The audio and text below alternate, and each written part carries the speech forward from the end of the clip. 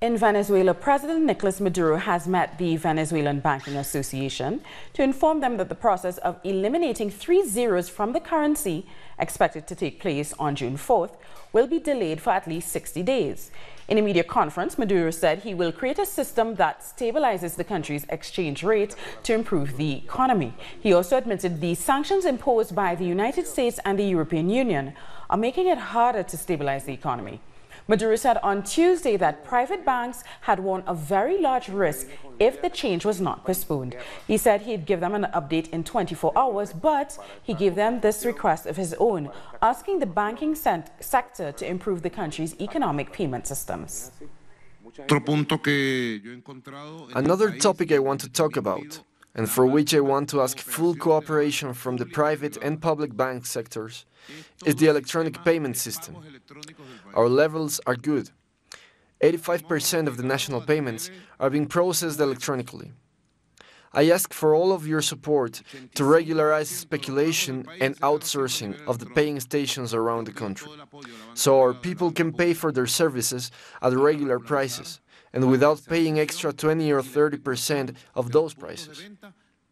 Please, Comrades Minister, Superintendent, Bank Association, Public Bank Sector, fix this and inspect it. I also await your answer and suggestions so we can legally work with you and solve this problem that is inconveniencing our people. Esther Yanes has more from Caracas. We will be following these economic announcements from now on, and most of all the special fund created for post-electoral times, which are based on the 6 main priority areas that President Nicolás Maduro announced after winning the presidency, which will see him rule until 2025. This was conceived in order to push back against the economic war being waged on Venezuela, as well as against organized crime and price speculation. Now, regarding the politics, we will continue to follow this call for strengthening national dialogue, which looks for peace and reconciliation. It is important to say that President Nicolás Maduro has been attending many meetings with different parties. We just saw images last week in which he was meeting with Javier Bertucci, who was the candidate of the party Esperanza por el Cambio. We must wait for the response of other parties to see if this dialogue, meant to achieve national peace, can be developed further. We thank Esther Yanes for that report. Now, the former presidential candidate Henry Falcon says he will use the minutes of the Dominican Republic dialogues as evidence when he launches his complaint against the electoral process. Falcon said in an interview with the Caracas-based radio station Union Radio, they have 93% of the minutes and argued the agreements weren't adhered to. As for the rest of the opposition, he says he's open to dialogue, saying 4 parties cannot misdirect the country's destiny. And a short time ago, representatives of the opposition provided statements outside of the Miraflores Palace following a meeting with President Nicolás Maduro. The members of the COPE party said this was the first meeting to address the possible release of imprisoned political actors, a first step towards discussing the topic of President Maduro's proposed dialogue. A spokesperson for the group said that President Maduro had asked for a list of the imprisoned political actors involved in violence beginning in 2014, and that today that list was delivered. In Nicaragua, a policeman has been shot dead in Managua. A government employee was killed and 3 others injured during clashes between opposition protesters and police in the city of Boacal. Jorge Gaston, who worked at the National Technological Institute, died in hospital after being shot over the weekend. The police have blamed his murder on criminal acts committed by groups of vandals. Also over the weekend, the Attorney General's office in Masaya was burned down. Violence from opposition groups has continued throughout the country, but the situation could improve this week as attempts are being made to resume the peace talks. And a meeting between the church, the government of Daniel Ortega, and the Civil Alliance has been held to try and restart the national dialogue. The talks were suspended last Wednesday after disagreements over a call for early elections being made by the church. In the capital Managua, protesters were seen building barricades and throwing Molotov cocktails at the police, who reportedly fired back. Nicaragua has been in a political crisis since April when protests began against Social Security reforms proposed by the government. These Social Security reforms were later withdrawn. And Nicaragua's National Dialogue Commission could resume peace talks as the country hopes to end the violent unrest ignited by some right-wing groups. Our correspondent in Managua, Maria Jose Diaz, has more. The Mixed Commission for the National Dialogue, made up of 3 government delegates and 3 opposition delegates, have called to end violence across the country and also for a halt to media spreading inflammatory false narratives about the political situation. Both parties are willing to resume the peace talks at the plenary. This comes after opposition groups burned down a government radio station and also provoked violent clashes at the National University of Engineering, leaving 1 police officer dead and several injured. The Episcopal Conference will also announce the date at which peace talks will be resumed in the coming days. Austerity measures continue to be expanded in Puerto Rico, where the Fiscal Control Board asked for a 10% cut in pensions and a reduction of the holiday period. The suppression of the mandatory Christmas bond, the reduction of medical leave, and the free ability or the unrestricted ability to fire employees are other measures being proposed by the federal body.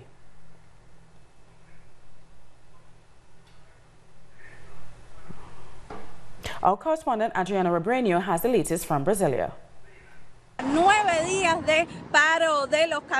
It's been 9 days since the truckers' strike began, but the government of Michel Temer has not yet found a solution. Local media outlets say demonstrators will take to the streets in around 20 states around the country. This means truck drivers will remain on the main highways and roads, although they are no longer stopping circulation. In an attempt to end with the strike, Temer announced a reduction of the diesel price for 60 days, after an agreement with drivers' representatives. But most of the truckers do not feel represented by the group that made the agreement. That is why they say they will continue to strike. For the citizens and many experts, this is the result of the pricing policies that the government are developing with the state oil company Petrobras. Oil workers say they will also protest, starting tomorrow, for 72 hours. They are asking the head of Petrobras, Pedro Parente, to resign and for a new pricing policy to be settled. They are also asking for fuel and diesel price to be lowered and for the state oil company not to be privatized. The situation is normalizing in some states and here in the capital, although 10 airports are unable to operate because they can't get aviation fuel. We're going to take a short break now. Join us again after this look at what our multimedia colleagues are reporting.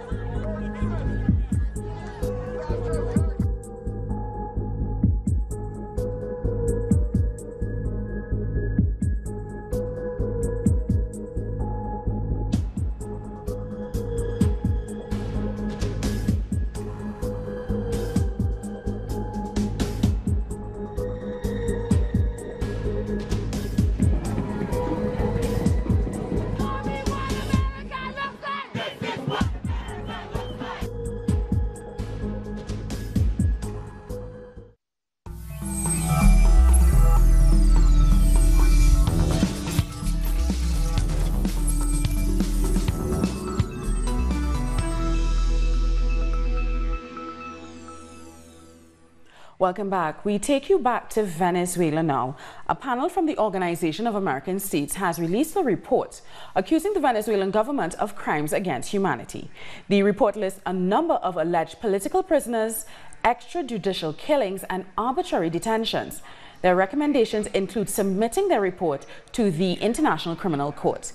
The Venezuelan government hasn't responded to the report, but this month, Venezuela confirmed its decision to renounce its membership to the OAS. And the independent journalist Max Blumenthal was at the OAS and pointed out the double standards of the committee. We're now going to show you exclusive footage filmed by Max himself of the confrontation. I was told that independent experts would be at this panel. Mr. Kotler has been a lawyer for the right-wing coup leader Leopoldo Lopez, and he's also spent his career defending Israeli human rights crimes. He recently defended the shooting and killing of 62 protesters in the Gaza Strip, along with the shooting of thousands more. I heard the Secretary General refer to the OAS as a moral force. How can it claim to be a moral force, and how can this report not be considered compromise, considering the involvement of someone like Mr. Kotler, who defends human rights crimes by a U.S. ally while condemning them against a country where the U.S. is openly seeking regime change? And I also would ask about the independence of Mr. Canton. You've been affiliated with the National Democratic Institute, which is connected to the National Endowment for Democracy, which pays opposition groups in Venezuela. We now go live to Max Blumenthal for more on what happened today at the OAS. Max, really quickly, we just saw you asking the question, how did the panel respond to you? They responded with a non-answer, basically deflected. Mr. Canton said, I was only at the National Democratic Institute until 1998, and I'm proud of my work. And Kotler just said everything I said was false. Well, it wasn't false. Erwin Kotler took to Twitter to blame the government of the Gaza Strip for Israel's killing of 62 protesters in one day. He spent his whole career defending Israeli human rights crimes, and he is apparently a key member of not only this panel, but of the panel of the so-called experts that produced this report.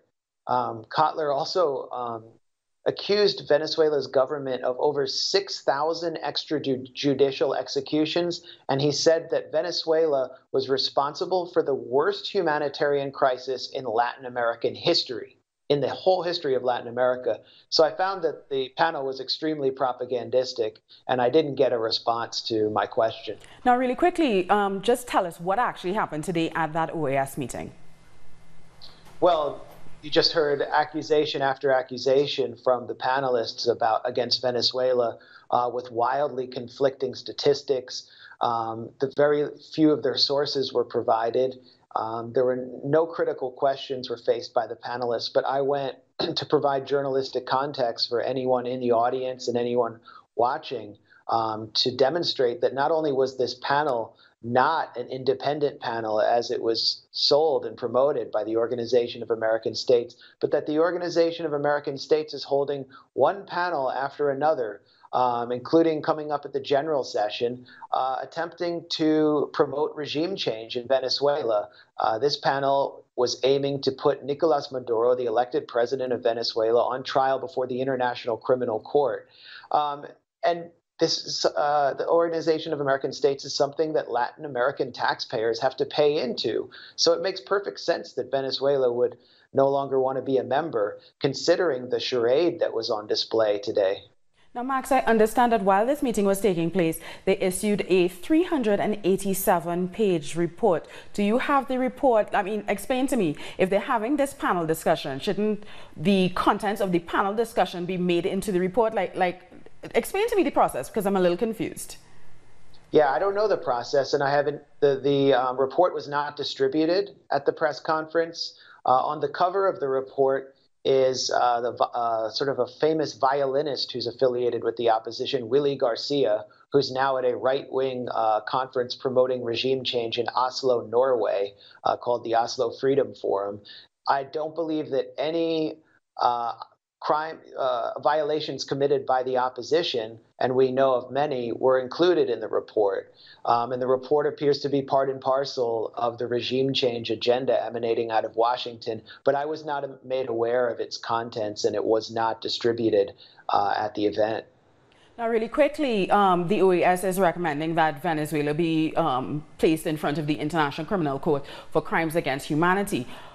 What do you think about that request from the OAS, and how do you think the International Criminal Court will respond to this potential case against Venezuela? You know, I have no idea, but I noticed that the International Criminal Court tends to prosecute figures who are in the crosshairs of the West, and particularly the United States. I refer to it as the ACC rather than the ICC because most of the figures they put on trial are African, so that you could call it the African Criminal Court. But I don't know if they'll take this up. The sourcing in this document needs to be closely examined, and as we've seen, from the attempts to promote regime change in places like Syria, so much of the sourcing in, for example, Human Rights Watch reports condemning Syria, or reports by the U.S. or British government. So many of those sources are paid by the U.S. They're paid members of the opposition, and here we saw one of the panelists representing an organization funded by the State Department that pays opposition groups in Venezuela. So there's absolutely no way that we can receive this report as impartial, and that needs to be considered if it is brought before the ICC. I don't know if it will. Thank you so much, Max Blumenthal. We've been speaking to the independent journalist, Max Blumenthal, about the OAS report on Venezuela. Other news now: in Colombia, presidential hopefuls are looking to form alliances with other political parties for the upcoming presidential election. Jose Manuel Jimenez has the details. Following the first round of elections last Sunday, candidates Iván Duque and Gustavo Petro are looking for potential alliances for the second round. Iván Duque has been considering the manifesto of Radical Change Party, suggesting a possible alliance between the Radical Change Party and former presidential candidate Germán Vargas Lleras. Gustavo Petro has met with the Democratic Pole Party, which is divided between supporting or not supporting the candidacy of Gustavo Petro. The Green Alliance is also divided between whether to free the militants of the Green Alliance or support the candidacy of Gustavo Petro. In the next couple of days, meetings between the Democratic Pole Party and the Green Party will take place to decide on their stance in the second round of the Colombian presidential election. The Mexican journalist Hector González Antonio was found dead on Tuesday morning in Tamaulipas, Mexico. González worked as a correspondent for the newspaper Excelsior and was CEO of Todo Noticias. This is the sixth journalist killed so far this year in Mexico. The Attorney General has opened an investigation in order to identify and locate those responsible for his murder. And students in Mexico and Mexican students are still going missing. Human rights, social organizations, and the victims' families denounce that institutions all over the country are trying to hide the problem. Family and friends of Mariela Vanessa Diaz expressed their concern for what they describe as a total lack of interest from authorities to find the university student, who's been missing for over a month. We have had enough of public ministries, the police, public security, and other authorities not investigating the case immediately. They delay the processes and even refuse to receive complaints. The disappearance of Mariela is added to that of the 3 film students in Guadalajara, the 43 students of the school of Ayotzinapa, and many others that have occurred in several cities and whose cases are still open.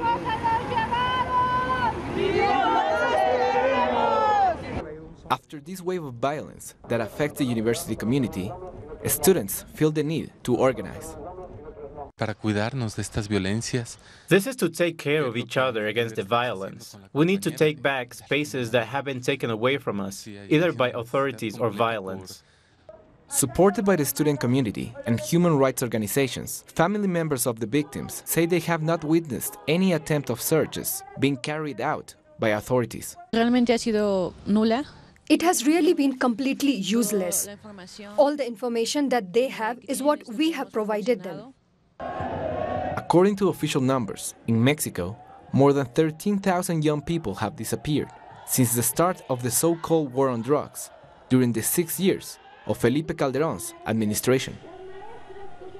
Hundreds of people have flooded the streets of Buenos Aires to reject President Mauricio Macri's austerity measures and conditionalities imposed by the International Monetary Fund. Workers' unions, social movements, and pensioners fear an IMF deal will generate a new economic crisis. We are going back to the 90s, a time where we didn't have jobs and we didn't have anything to eat. Now we are in the same position. We have no jobs and our pensions are miserable. We can't afford anything. We as pensioners experienced this before. We lived through the 90s where the IMF economic measures affected thousands of pensioners. The IMF agreement will cause problems to the public sector.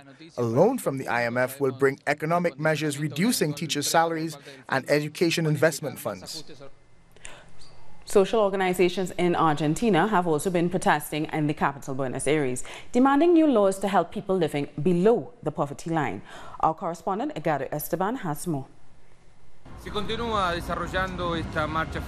Social organizations and labor unions continue protesting across the country.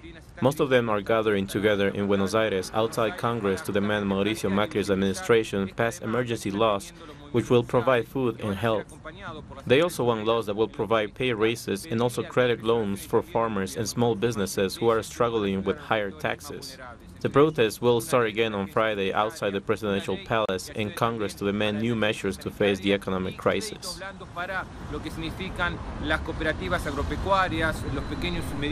We thank Edgardo Esteban for that report. For 4 hours today, more than 170,000 Starbucks employees underwent training following several incidents of racial bias in their stores. The training comes after 2 black men were arrested in a Philadelphia branch when a white employee accused them of loitering. Reports say top executives addressed employees via video. Employees were made to watch a documentary and participated in small groups to talk about racial bias and how race impacts them. The stores will be given toolkits that help employees discuss these issues, according to Starbucks. And French railway workers continue demonstration as transport reform bills will head to the Senate on June 15th. We'll hear more about these and other stories making headlines around the world. French railway workers are continuing their strike against President Emmanuel Macron's proposed overhaul of transport company SNCF. Hundreds of protesters gathered in front of the French Senate, which is set to vote in June on a reform bill to terminate the current job for life security and end the state monopoly on transportation. Participants said that 2 months into the strike, they will continue to voice their discontent with the reforms.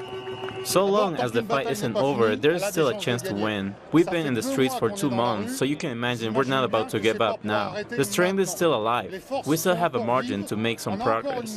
Railway workers everywhere, in general assemblies, not one speaks of resuming work. We want to fight, and we will do so until the end. 10 people, including children, were beheaded in 2 villages of northern Mozambique, with local sources placing blame on terrorist groups. The violence adds to a growing number of attacks in the country, where the first suspected terror attack killing 14 civilians occurred in October of last year. National police said that they are sending in reinforcements and no arrests have been made. U.S. Secretary of State Mike Pompeo will meet with a top North Korean general this week in talks prior to the planned summit between the two countries, after President Trump briefly pulled out from the meeting with Kim Jong-un. White House Press Secretary Sarah Sanders confirmed that preparations are underway for the June 12th summit in Singapore and that Trump will also meet with Japanese Prime Minister Shinzo Abe on June 7th. Portugal's parliament has rejected a bill to legalize voluntary euthanasia for terminally ill patients, but dissenters protested outside the government building on Tuesday against the draft bill. The law was outvoted by 115 opponents following a heated debate and individual members of parliament declaring their stance on the issue in the majority Catholic country. The World Report has brought us right to the end of this newscast, but for these and many other stories, you can find them on our website on telesurtv.net/English. And you can get additional information on our social media on Facebook, Twitter, and Instagram. For Telesur English, I'm Sonia Gray. Thank you so much for watching.